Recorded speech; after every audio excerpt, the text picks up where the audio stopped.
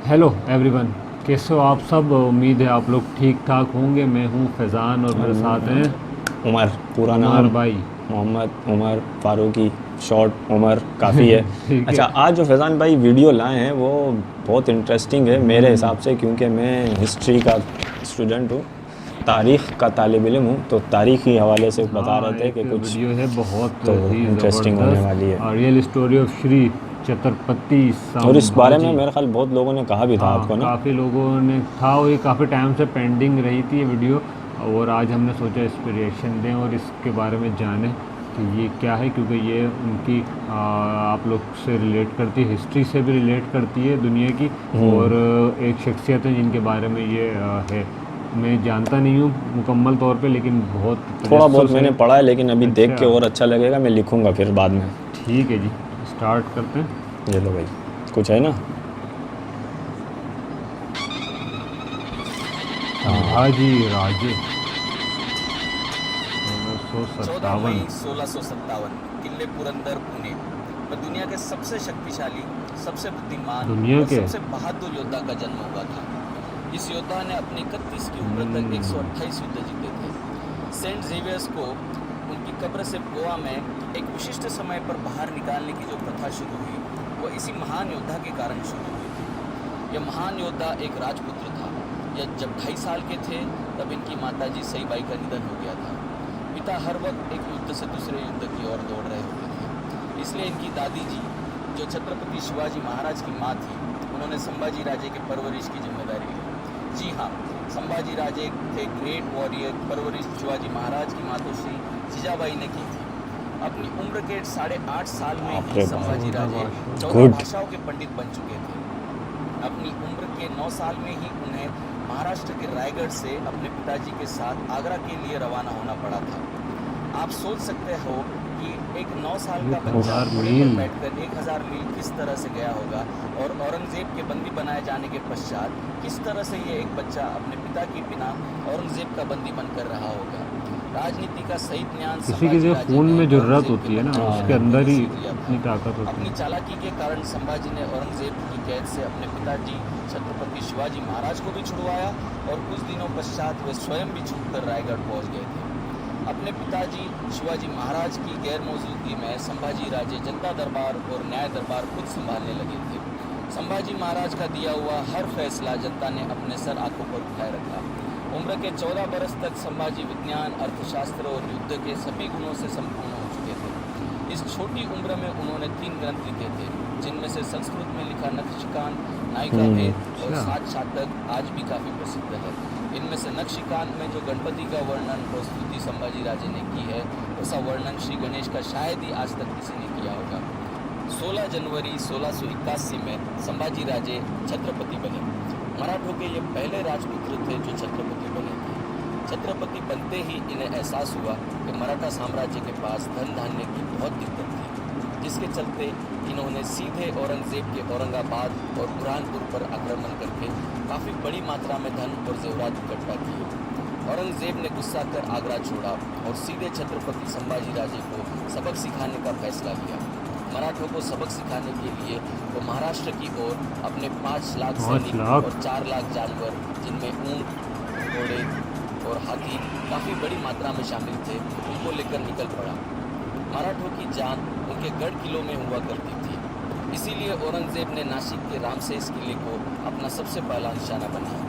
औरंगजेब का सबसे बहादुर सेनापति शहाबुद्दीन खान अपने 10,000 सैनिकों और उतने ही जानवरों को लेकर रामशेष किले के पास पहुंच गया। किला एक दिन ये में तो जीतने मशहूर का बात है। विश्वास शहाबुद्दीन खान अच्छा, ने औरंगजेब से जताया था। पहले दिन जब शहाबुद्दीन खान ने अपने सैनिकों के साथ किला चढ़ने की कोशिश की, तो ऊपर बैठे 600 मराठा सैनिकों ने पत्थरों से शहाबुद्दीन खान का स्वागत किया। अच्छा, अगले जिसका 2 किला साल शहाबुद्दीन ऊंचाई खान पे कोशिश बनाते भी करता थे ना, रहा। ताकि उसको उसके डिफेंड पश्चात करने में औरंगजेब ने शहाबुद्दीन खान को डबल लौटने उनके का पास आदेश पावर आ दिया। जाती थी, समझ औरंगजेब लो। ने अपने अगले सेनापति फतेह खान को रामशेष जीतने के लिए भेजा। वह अपने साथ 20,000 सैनिकों को लेकर आया। फतेह खान की तरकीबें शहाबुद्दीन खान से काफ़ी अलग थी। फतेह खान कभी मांत्रिक के जरिए ऊपर चढ़ने की कोशिश करता, तो कभी तोपों की मदद से किले को जीतने की कोशिश करता। रात के सन्नाटे में मराठे कभी नीचे आकर बम गोले चुरा कर ले अच्छा, जाते, तो कभी नीचे आकर तोपों को आग लगा देते। जब फतेह खान ने तोपें दागने के लिए 1000 फीट ऊंचा जंगल की लकड़ियों को एक के ऊपर एक लगाकर तख्ता बनाया, मराठों ने रात के अंधेरे में उसे भी जला दिया। वो शायद दुनिया की सबसे बड़ी होली रही होगी, जिसका धुआं और आग कई 100 मीलों तक देखा गया था। औरंगजेब के कई सेनापति लगातार 6 साल तिल मिलाते रहे रामशेष किले के लिए, लेकिन 600 मराठों ने उन्हें रोके रखा। इस बीच संभाजी कई युद्ध जीतते चले गए। संभाजी की सेना मद्रास तक जाकर अपनी जीत का डंका लहरा चुकी थी। गोवा में बसे पोर्तुगीज पर जब संभाजी ने हमला बोला तो पोर्तुगीज के गवर्नर काउंट दे अल्वोर को सेंट जेवियर्स को उनकी कब्र से बाहर निकालना पड़ा था। इस गवर्नर ने सेंट जेवियर्स से पोर्तुगीज साम्राज्य की रक्षा करने की गुहार लगाई और उसी समय छत्रपति संभाजी राजे को यह सूचना मिली कि औरंगजेब रायगढ़ की ओर बढ़ रहा है, तो उन्हें तुरंत पीछे की ओर मुड़ना पड़ा था। इस दौरान संभाजी कई बड़े बड़े युद्ध जीतते चले गए। एक अंग्रेज लेखक ने उन पर एक किताब लिखी थी जिसमें लिखा था कि छत्रपति संभाजी राजे सत्ता और युद्ध के जीत के नशे में चूर चूर थे। आगे चलकर लोगों ने यह घोषित कर दिया कि छत्रपति संभाजी राजे शराबी थे। अंग्रेजी में लिखे शब्दों का हमारे अपने ही लोगों ने भद्दा शब्दांतरण करके हमारे सबसे महान योद्धा का मजाक उड़ाया। असल में जो जितना मशहूर होता है फिर उसके नेगेटिव भी आ आते जाते हैं। लिए थे जिसके बाद उनके एक मंत्री मल्हार चिटनीस बहुत ज़्यादा क्रोधित थे। इस मल्हार चिटनीस ने संभाजी को नशेड़ी और औरतों का शौकीन और मराठों पर कलंक ऐसा लिख दिया। किताब लिखने का अधिकार उन दिनों कुछ गिने चुने लोगों को ही हुआ करता था। आपको यह जानकर काफ़ी आश्चर्य होगा कि छत्रपति संभाजी राजे ने अपने जीवन में सिर्फ एक ही विवाह किया था। धर्म और न्याय का जो ज्ञान संभाजी को था वैसा शायद ही इतिहास में आपने किसी और राजा के बारे में सुना होगा। मंत्री और पंडितों से यह कभी देखा न गया और संभाजी राजे इन ज्ञान और विज्ञान के ठेकेदारों की कलम से बदनाम होते चले गए।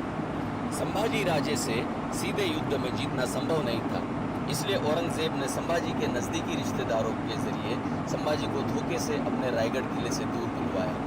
अपने रिश्तेदार ने अपने साथ धोखा किया है, इसकी जानकारी जब संभाजी को हुई तो तब तक काफ़ी देर हो चुकी थी। संभाजी अपने खास दोस्त के साथ अकेले ही रायगढ़ की तरफ निकल पड़े, लेकिन औरंगजेब अपनी पूरी सेना के साथ रायगढ़ को घेरे हुए थे। जब संभाजी को निहत्था देख औरंगजेब की सेना ने घेर लिया तो काफ़ी देर तक किसी की हिम्मत नहीं हुई उनके पास जाने की। दूर से ही रस्सियों का तख्ता बांधकर संभाजी को कैद किया गया। अगले 2 दिन तक लगातार औरंगजेब का सेनापति संभाजी को बिना रुके औरंगाबाद ले गया। अगले 40 दिनों तक संभाजी को तिल तिल मारा गया। कभी उनकी आंखें निकाली गई, कभी उनकी जुबान काटी गई, कभी उनकी उंगलियां काटी गई, तो अगले दिन उनके हाथ काटे गए, फिर उनकी टांगें काटी गई और 40 दिन के पश्चात उनकी गर्दन काटकर उन्हें मार दिया गया। 11 मार्च 1679 के दिन दुनिया के सबसे महान सिर्फ 31 साल 31 की उम्र में स्वर्गवास हुआ। कुछ लोग उनकी मृत्यु की इस कहानी में भी नमक मिर्च लगाकर सुनाते हैं।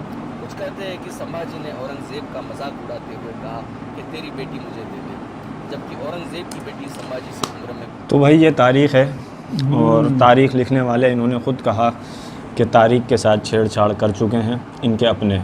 तो मैंने तो इंडिया की लिखी हुई कोई तारीख़ पढ़ी नहीं है और उर्दू में भी कुछ नहीं पढ़ी। मैंने एक जर्मन बुक में ही पढ़ी थी कि